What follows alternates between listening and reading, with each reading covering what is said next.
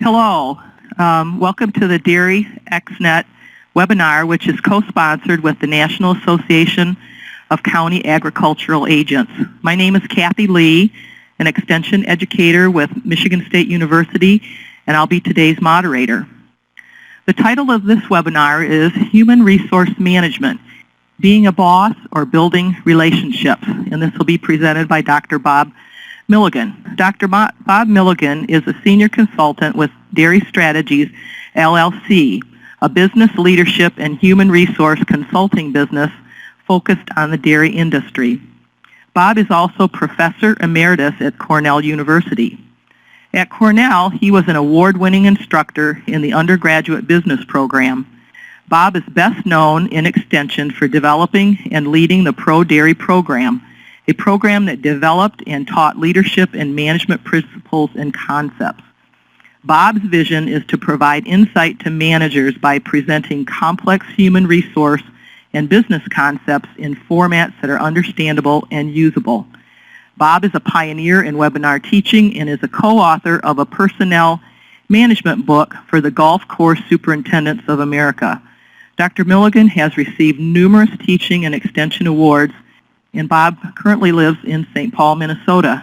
So Bob, we look forward to your presentation. Thank you, Kathy. Good afternoon to those of you in the East. Good morning to those of you in the West. And if we have any people from on the other side of the world, good evening to you. That's one of the beauties of this. It is indeed an honor to present to this group. I'd like to start by just learning a little bit about who do we have, and where'd our poll go? Oh, we have a poll here, and so giving you 4 options there. If you would just indicate one of those 4 options, we will get an idea of who we have in our group of 30 people or so. Mostly extension professionals. Figured we'd have a couple of agribusiness folks. I'm not sure who the other are. Okay, let's take the poll down. That gives us a pretty good idea that most of you are fellow extension professionals. Even though I'm only Professor Emeritus at this point, I still consider myself an educator and an extension person, and it's really a privilege to visit with you. What I want us to do today, okay, is to start to begin by thinking about communication. And I want you to think of a recent time when someone, it can be an employee, it can be a colleague, it can be a family member, it can be a friend, but you were talking and they were not listening. So get that frame in your mind, that moment when you were talking away and you had something really important to say and the other person just was not listening. Now what I want you to do is think about, in one word, how did you feel? Okay? How did you feel? And now what I want you to do is I want you to take that one word and I want you to share it with the group by entering it in chat. And so over on the left-hand side there, but below that picture of the handsome guy that pretends to be me, okay, just enter that one word. Oh, I see annoyed, disappointed, frustrated. Frustrated is the most common word that I see when we have this little exercise. What I want you to do now is talk a little bit about listening. Now to have your attention. And I want you to think about listening all the way from someone's not listening to you at all, or to the point where you're just perfectly listening. And I want to divide that into 4 categories. And as I talk about each of these 4 categories, they're on your handout or on a piece of paper if you weren't able to print the handout. write down the percentage of the time that you think in all of your listening that this fits the description. And so the first is you're just paying a little attention, okay? That it's just little, you know, someone's talking, but you're not paying any attention or not very much. What percentage of all of your listening would fit in that category? The second is you're listening, but you're also doing something else. If you're on the phone, you're checking the sports scores or the what's happening on Wall Street or whatever the case may be. So you're listening to the person, but you're doing something else. So what percentage of the time fits under that category? Now, before you put any more percentages down, I want to talk about the third and the fourth option. The third one, and this is what we actually kind of consider good listening, is you're listening, but you're also thinking about how you're going to respond to what's being said. Okay? So in reality, you're multitasking. You're doing two things. You aren't focusing 100% on what that person has to say and what their body language is and what the tone of their voice is, because you're also thinking about how in the world to respond. So that takes us to the fourth, which I would call tremendous listening, is that you're listening with nothing else in your mind. You're just focused on the words, the body language, the tone, so that you really can understand what's being said. And of course, in this situation, only after they finish talking will you be able to think about and start responding. So now divide your percentages that are remaining between that third and that fourth category.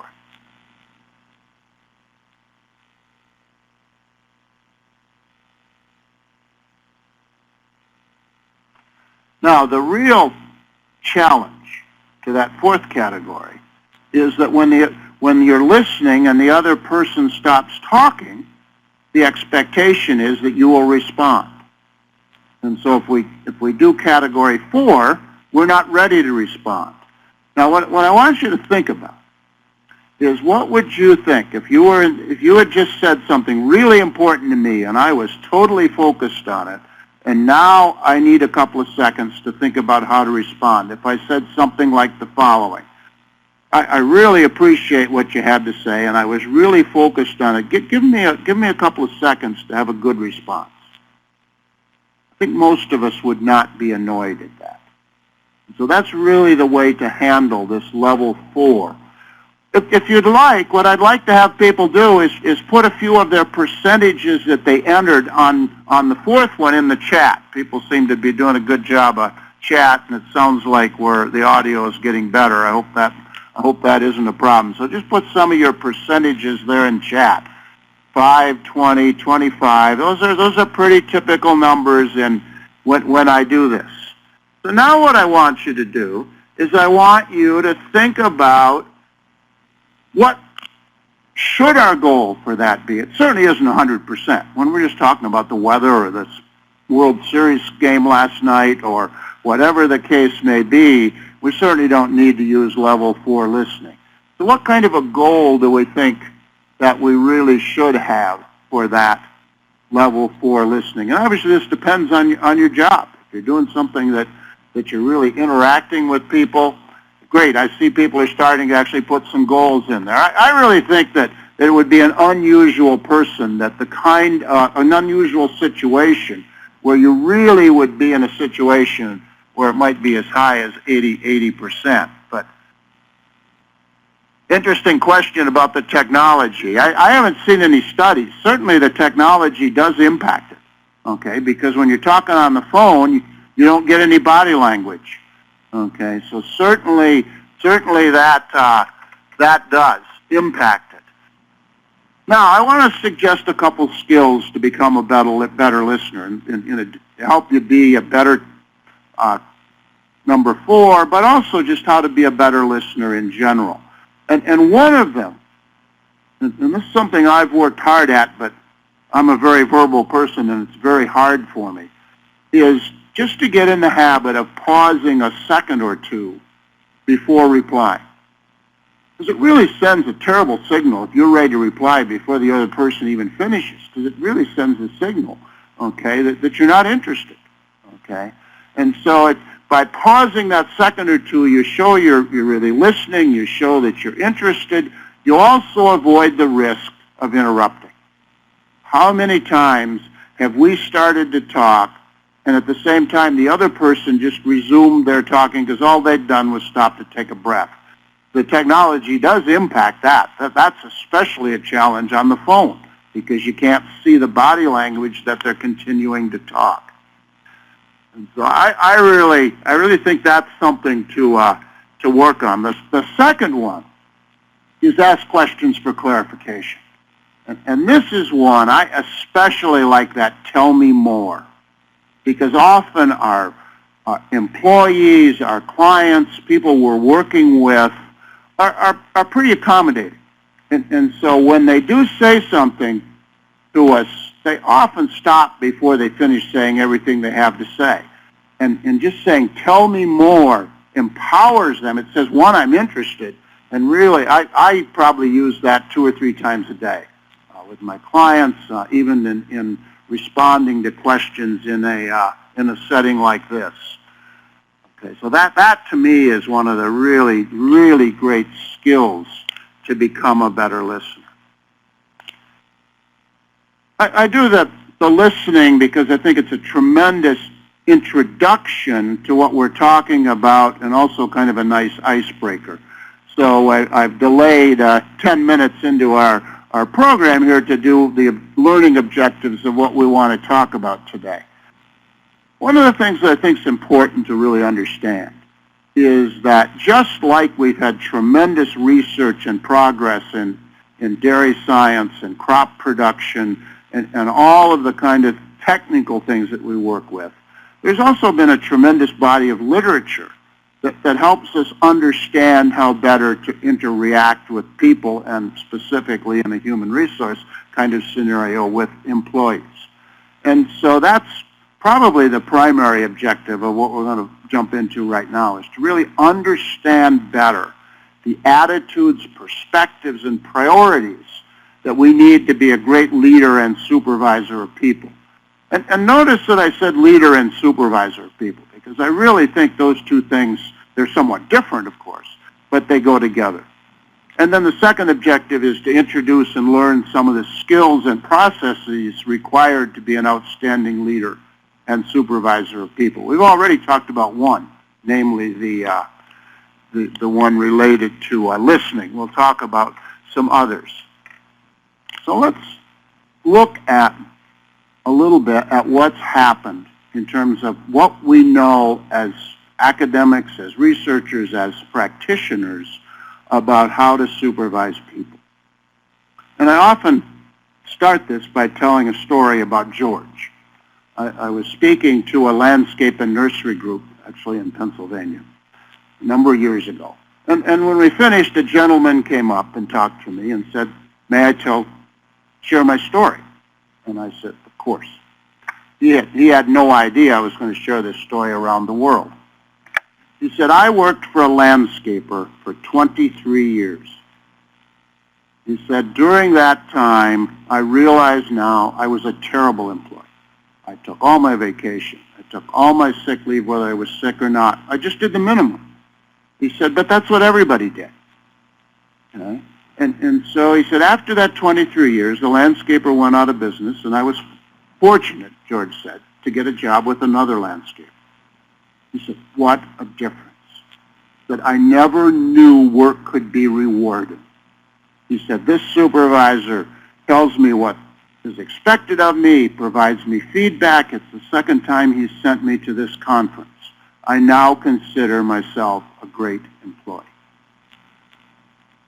In addition to being kind of a sad story, it really, to me, characterizes the difference between the two paradigms, two schools, two approaches, however you want to talk about it, that we've had in the history of management.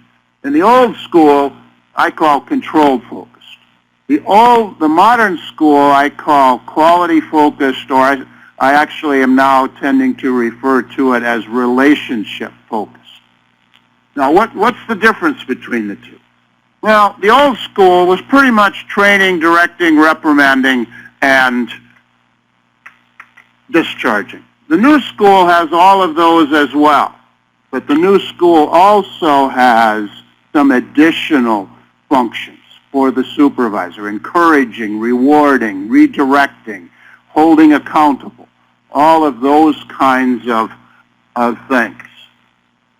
In the old school, the supervisor, the boss, is here to tell the employee what to do. Think about that. In the new school, the role of the supervisor, the role of the leader and supervisor, is to ensure that everyone succeeds. That's quite a difference. There are other differences. The difference that in the old school, the supervisor expects compliance.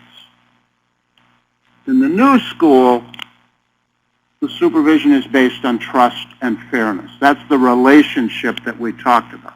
I think the other thing that's really very different is the old school being primarily reactive and the new school being much more proactive, not unlike what's happened in the way we've approached everything else in our business and in our personal lives over time.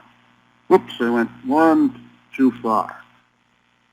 So the first three items here are simply the ones that we just talked about. The fourth one I want to spend a little bit of time talking about as well, because I think this actually is the real difference between the two, okay?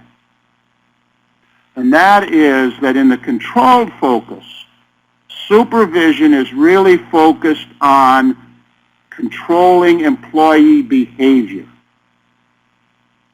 That's contrasted with the new school that's focused on developing the relationship, that interpersonal relationship. And it is an interpersonal relationship between employees and their managers.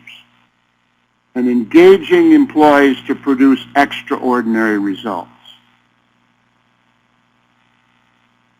The new school capitalizes on the unique attributes of people.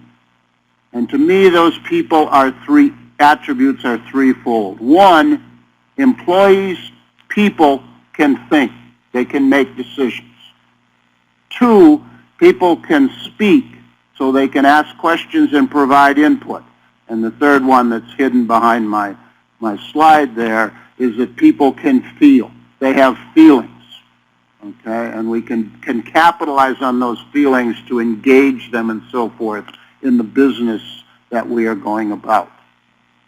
So in red there, I really think that realization that employees perform best when they control their actions, as opposed to when their supervisor controls them, is a distinguishing characteristic of modern supervision. So we're talking about relationships. I want to use a very simplistic example to illustrate what we're talking about. I'm sitting here in my office, in my home, not too far from the St. Paul campus of the University of Minnesota. If there's a package over at the University of Minnesota that I want to bring and I want to fetch that package, I have to go and get it or have somebody bring it to me. If there's a person over there that I want to come and visit me, what do I have to do? I give them directions, okay? And they can use their thinking, speaking, potentially feeling to find their way to my home. And so that's really the difference. The package, I have to control the package. People, that person can control himself using the directions I gave him. Now, that sounds pretty silly, but now think about that in an employee context. Most supervisors want to control their employees like you would control a package. The new school says people are most productive and have greatest job satisfaction when they're provided the tools to be able to control their own actions in the best interest of the business. So it's really about building trust. Okay? It's about being fair. It's not about just being nice. It's about being fair. Now, I want everyone on the last page of your handout, and I forgot this on listening because I didn't have the, but I want you to go to the last page of your handout, and for the second category there, that talks about relationships and talks about the I want you to take just a second, or you can do this on a piece of paper if you weren't able to print the handout. What's your key insight? What's your key insight from this discussion of the control versus the relationship approach to supervising people? And then secondly, what are you going to do about it? What's the first step you're going to take to implement what you've learned in the last 5 or 6 minutes in talking about this? We'll give you a few seconds to write that down. If you want to share anything on the chat, that's perfect. People would have a chance to see it.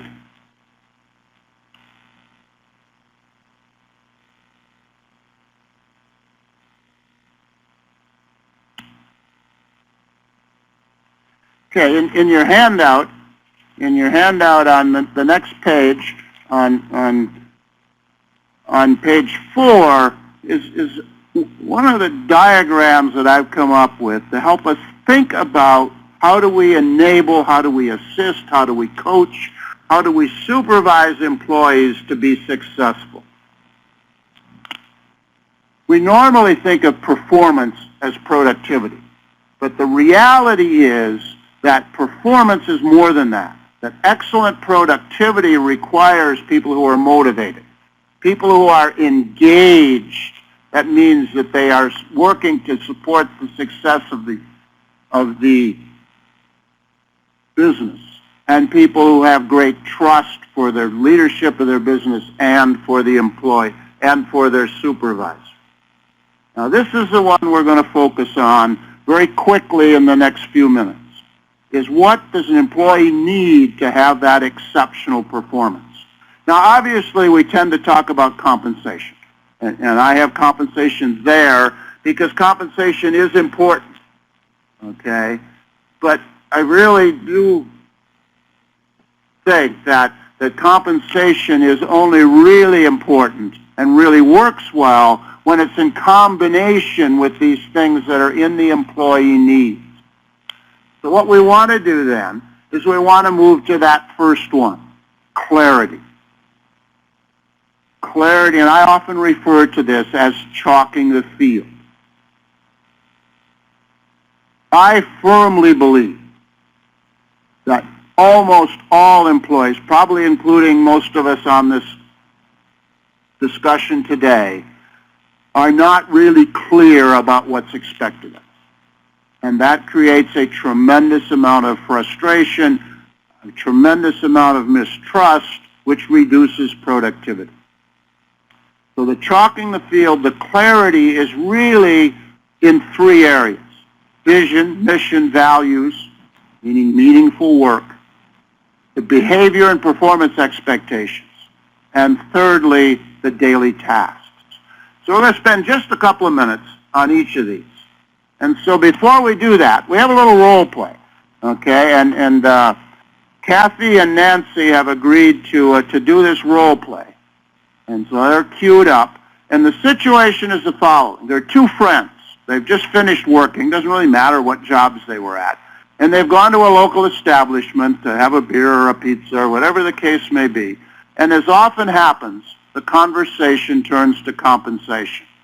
So Nancy and Kathy, take it away. Amazing. We make about the same. I always thought you made a lot more than I do. You like what you do? You're always talking about your work. I just thought you had a higher paying job. Did you know we make about the same? I never really thought about it, but I would have guessed you made less because you're always complaining about how little you make. Why wouldn't I complain? All I do is drive a truck and make deliveries. I used to think like that. All I did was build houses. Since old man Jenkins retired and his son took over, it has been so different. Jeff reminds us every day that we are building homes for people just like us. He always says, we build them like we plan to live in them. The only thing my boss does is tell me my route for the day and everything I did wrong.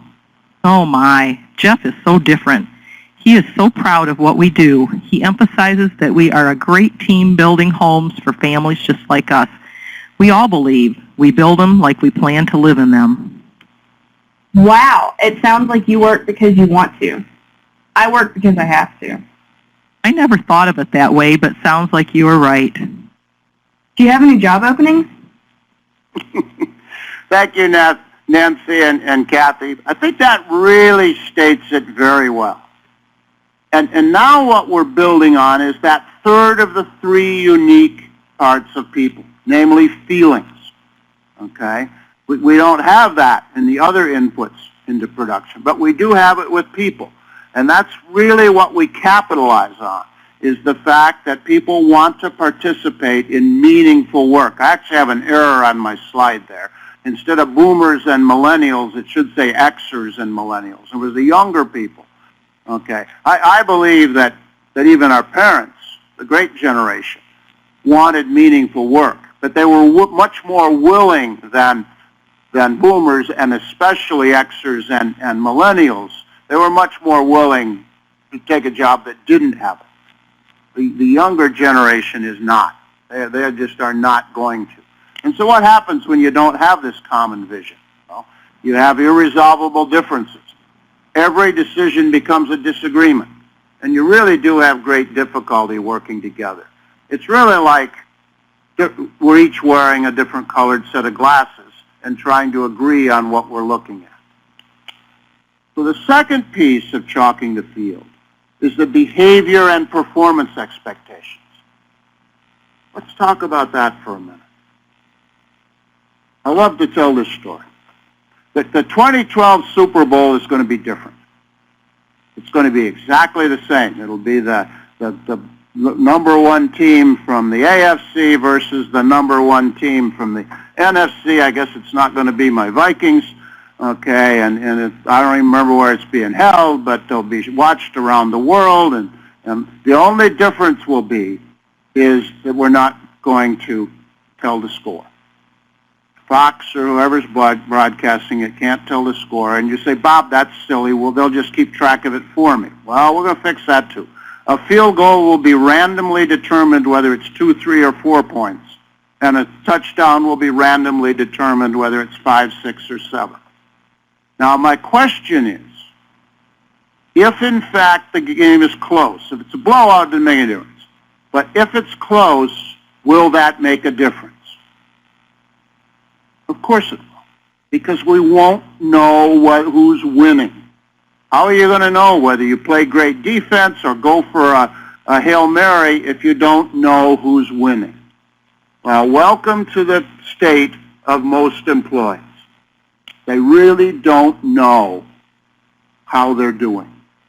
Employees really have two questions. One question is, what's expected of me? And the second is, am I meeting expectations? Am I winning? And so in order to chalk the field, in order to provide clarity, in order to be able to answer those two questions, people have to have expectations, and then they then compare their actual performance with those expectations. Only knowing what your performance is doesn't really tell you whether you're winning. It's like knowing that the St. Louis Cardinals scored 3 runs last night. Did they win or lose? Well, you don't know until you find out that the Texas Rangers only had 2. Okay? So clarity. The third piece is daily tasks. Every employee needs to know at every moment of the day what I should be doing right now, next. How do I do it exceptionally well, and why it needs to be completed as prescribed. That's part of the thinking part and the feeling part. We need to know why we're doing it, not just what to do. And so the employee can be provided this information in one of two ways. They can either have been provided the training, the education, the background, that they can answer the question themselves, or it can be provided by the supervisor, or of course in some cases it's going to be some combination. But they're given that information so they can control how they perform. Let's go back to our little diagram, and we're about to come up with the poll here. Okay, we're going to go back here and we're going to talk about feedback. And again, feedback is those directions. It's the directions to get that person, not a package, that person to my office. We're not controlling how he gets here. We're giving the directions so in fact he can. So excellent feedback. We're going to start first with positive feedback. Can we have the poll, please? What I want you to do is to think about how many times have you provided positive feedback in the last 24 hours, and enter your answer there on the poll on the screen.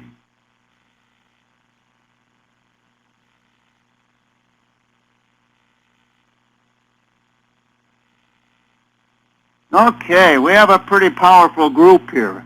Okay, 6 of us had more than 5. That's actually a pretty unusual answer when I get this. But think about it. Why are we so poor at giving positive feedback? So if you would remove the poll, please. Okay. One of the things that I encourage is to think about that we actually need a process to give positive feedback. And my process is the following. Observe good behavior. That might be the most difficult one. Secondly, compliment the employee on the positive behavior or performance you desire. And thirdly, state the specific current behavior you're complimenting. This is best shown with an example. You've been stressing the importance of detail, attention to detail. You observe an example. You say to Jack, Jack, thank you for following through on our emphasis on attention to detail. That's the big picture. I noticed you going out of your way to remove the leaves that had blown into the alleyway. Now, if we only did step 3, we would have missed the opportunity to promote our attention to detail. If we only did step 2, okay, Jack might not even have known what it was that we were asking him to, or complimenting him on. The second piece I want to think about is what happens when performance is not acceptable. We tend to think of feedback as positive and negative. I want you to eliminate that idea from your thinking. It is completely inadequate. And here's the reason why. When performance, or it can be behavior, but when someone does not do what's expected of them, there are 2 possibilities. One is the red area, okay, that in fact they had the tools, the knowledge, everything else. They should in fact have met that performance, but they did not do it for whatever reason. They didn't work hard enough, they didn't focus. Now in that case, it is appropriate to give our idea of a negative feedback, which is a choice or a reprimand or whatever the case may be. But that leaves this green area. Performance was not what it should have been, but it wasn't the employee's fault. It rained, the goal was set too high, the employee hadn't been provided enough tools, the right resources, whatever the case may be. We can't give positive feedback. We can give positive feedbacks on the things they did well, but not on the performance, because good performance should always be treated differently than poor performance. We can't give negative feedback, because that would be considered be unfair, because it wasn't their fault. And remember what we said, fairness is the key. Okay? So we need a whole new type of feedback called redirection. We redirect their efforts towards success. And obviously we could spend a whole lot of time talking about that, but we don't have sufficient time to do that today. So if we think about what we have up here, okay, the employee needs, okay, they obviously need compensation.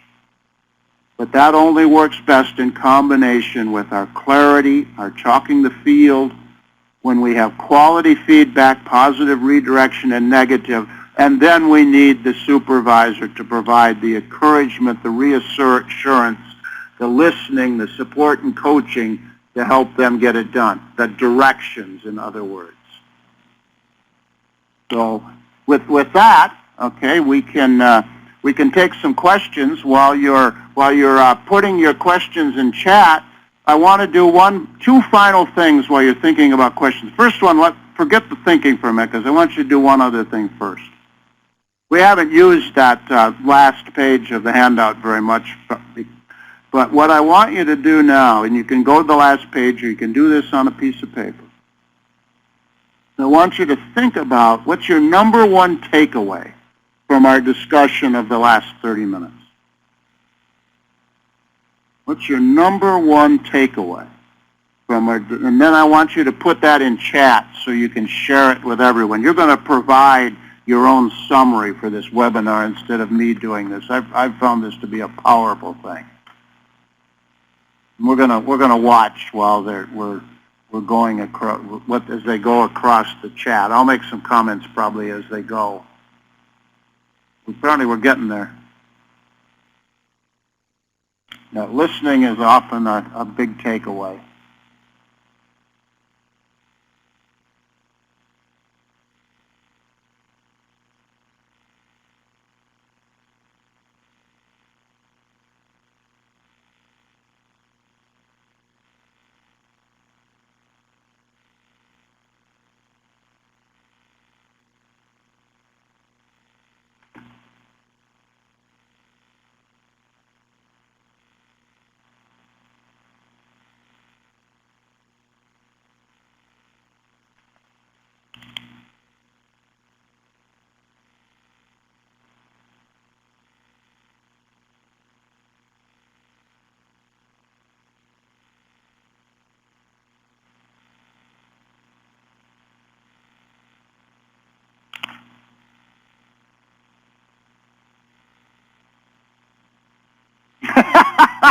I see the Super Bowl one. Okay, somebody has a sense of humor. We need a sense of humor here in the Twin Cities right now.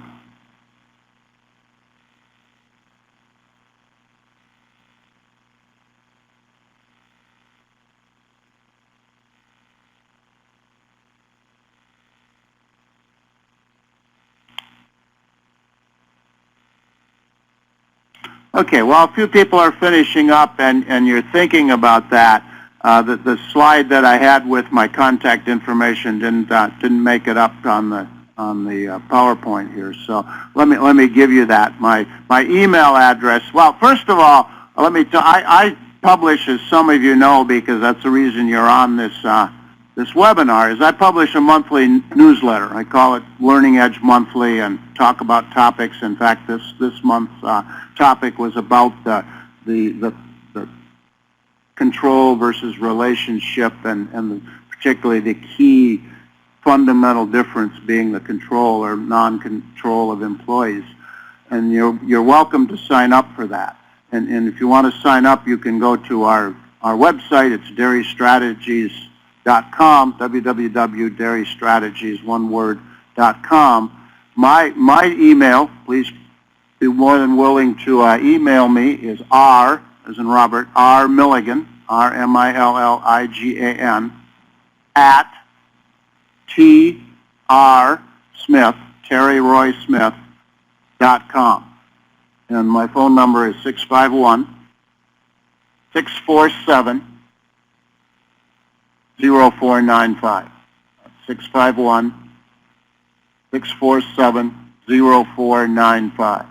So do we have any questions for you to put in chat, or did I miss any that went through that the moderator has for me?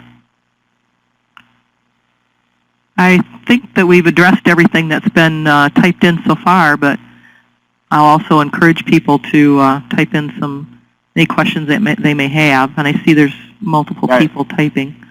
So to repeat the website, it's Dairy Strategies, just D-A-R-I-Y. I can't spell it. Dairystrategies.com or www.dairystrategies.com. dairystrategies.com.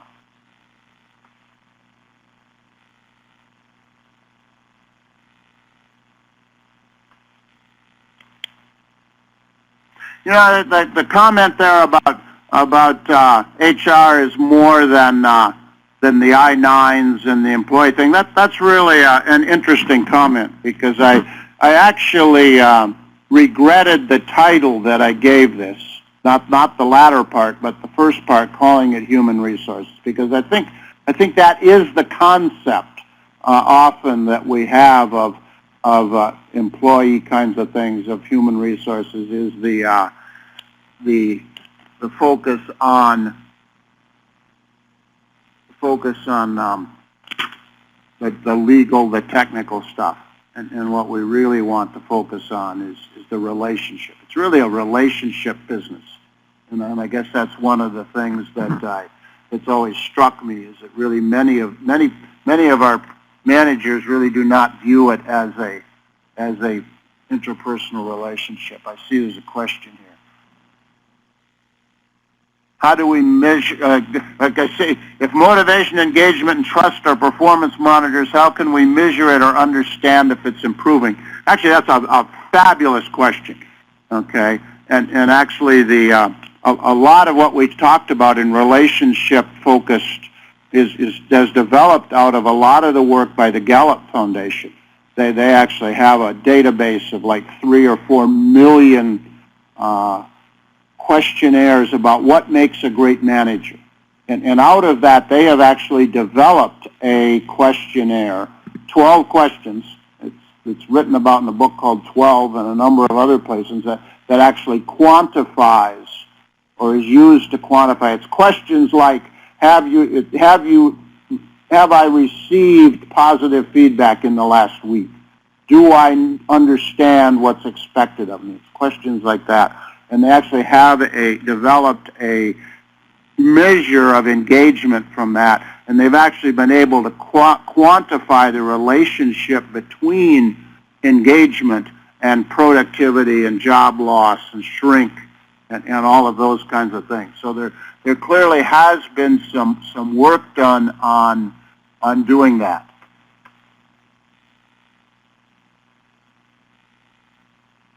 There's another question, Bob. When are you? I'm reading it. Okay. A major change. Actually, that's a fascinating question, Stan. And I think part of the answer to that question is get people involved as soon as you can. Okay. Obviously, you're the leader. You're the manager. You're going to make the decision on the change. But the sooner people know something is coming, the sooner they can start to anticipate that. And a lot of it is just providing people opportunities to talk, to share their concerns. I've actually done a lot of work on change, and I'm going to mention that just quickly because I think it's part of the answer to your question. Okay, the research is very clear. We as Homo sapiens, as human beings, have a million different emotional and other responses to change. But our response to change follows one of two patterns. One pattern if we view the change as an opportunity, and the second pattern if we view the change as a loss. And so one of the biggest powers of leadership is to create an environment, either for this change or for change in general, that will increase the probability that individuals view that change as a loss. That change is an opportunity. I was thinking one step ahead. Because think about it. If you introduce a new change in a business, an extension, whatever the case may be, think about the difference if the initial response is, that might be interesting, versus, oh, crap, here we go again. And that really gets us into the discussion of culture. A whole lot of what goes on with the trust and the relationships and the reaction to change is the culture that leadership creates in the business or the organization. We got a couple of people typing.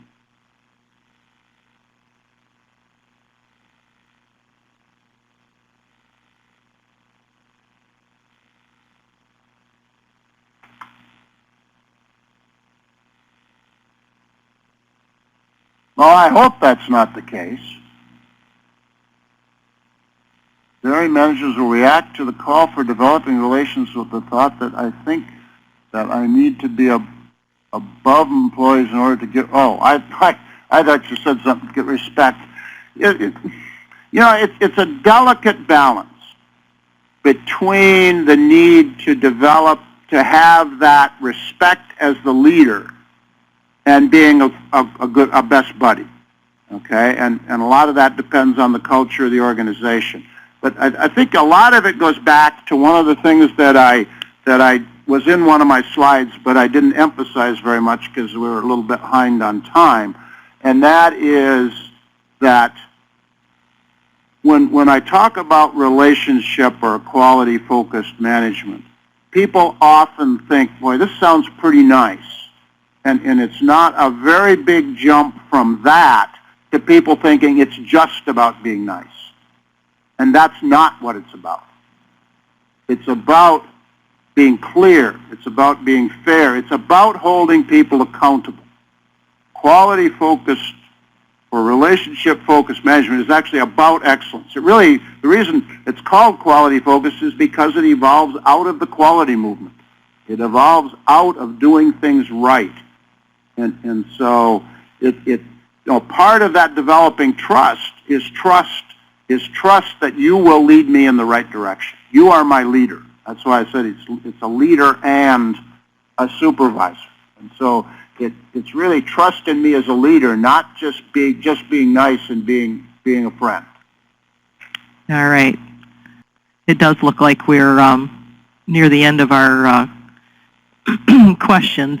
Excellent presentation, and we appreciate your willingness to share your knowledge and insight on this subject.